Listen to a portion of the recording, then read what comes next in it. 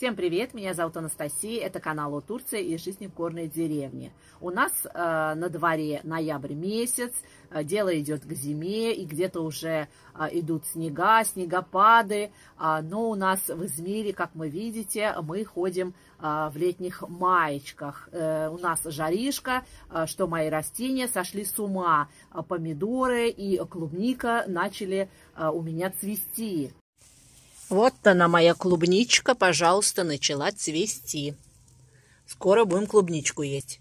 Здесь, в общем, под оливковым деревом мы делали пикник. Я здесь мыла и резала помидорки, и остатки, в общем, здесь у меня так и остались. И тут раз такие и вымахали у меня сами по себе помидоры обалденные. И начали цвести, девчонки. Так что в декабре месяце мы будем кушать помидоры. Ой, запах какой потрясающий. Но когда падает солнышко, конечно, вечерком уже прохладненько, что иной раз приходится одевать и курточку. Вы у меня часто стали спрашивать в комментариях, как мы отапливаемся в Турции, в частности, в нашей горной деревне. Я как-то уже совсем мельком затрагивала эту тему в семейном влоге. Кто не видел видео, оставлю ссылочку в описании, обязательно посмотрите. Как таковой зимы в Измире со снегопадами уже нет лет так как 8.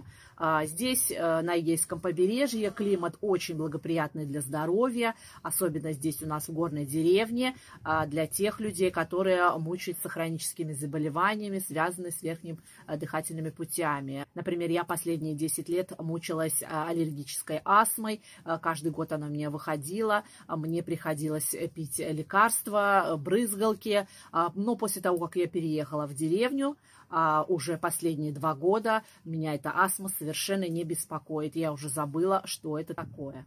В Турции отопление есть не везде. Сейчас я об этом расскажу.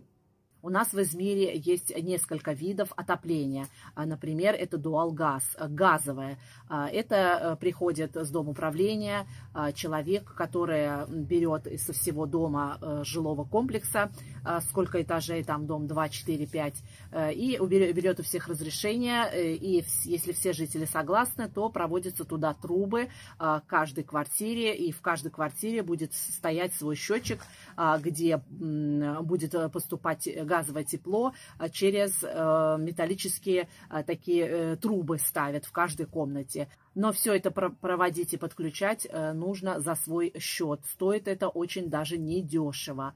Да, в каждой комнате будет очень даже тепло, но оно очень сильно сушит воздух. Когда я бываю в гости, где отапливается газовое отопление, то мне очень душно, у меня всегда лицо красное, и мне всегда не хватает кислорода. И счет за это каждый месяц тоже приходит немаленький. Этот способ отапливания свойственно только для больших городов, для центров, а к провинциям и особенно к деревням пока не везде проведена и подключена эта система. И поэтому для провинций и маленьких городков есть вторая система. Тоже отдельная система, где подогрев уже идет исключительно от углей. Жители этого дома каждый месяц скидываются на определенное количество углей, запасаются и таким образом отапливают свой дом. И третий банальный способ – это климат-система, отопление кондиционером. Это тоже не очень полезно для здоровья, тоже сушит очень воздух в доме.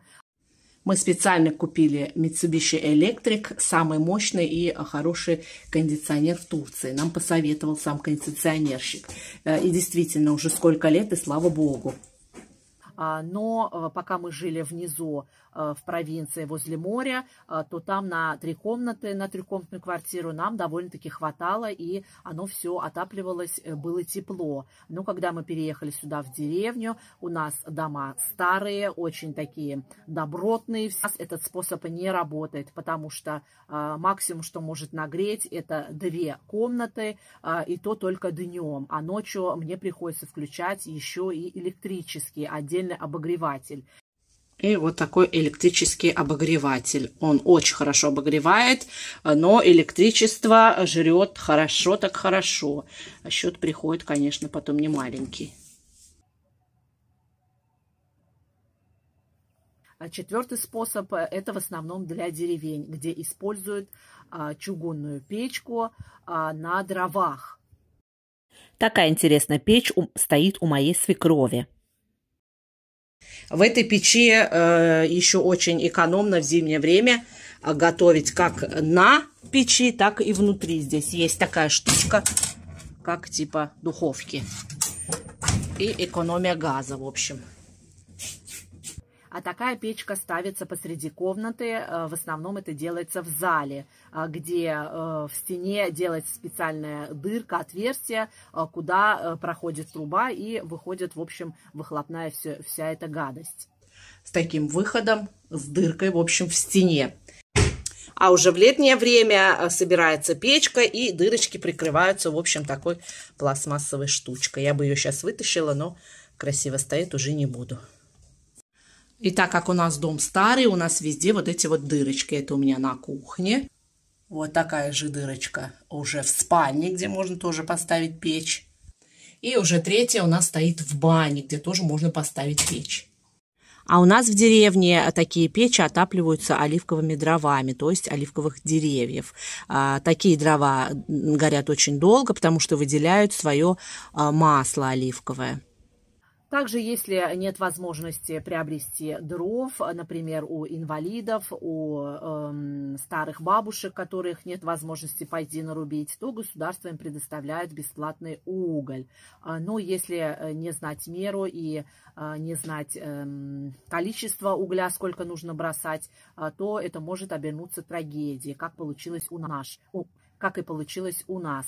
Наша бабушка в этом доме, где мы сейчас живем, она натопила ночью печку, да так сильно, да так обильненько бросила углей туда, и утром она не проснулась, потому что задохнулась вот этим выделением какого-то газа от этих углей, которые днем незаметно, но ночью ты незаметно засыпаешь, и утром, к сожалению, уже не можешь проснуться. Так вот случился несчастный случай с нашей бабушкой.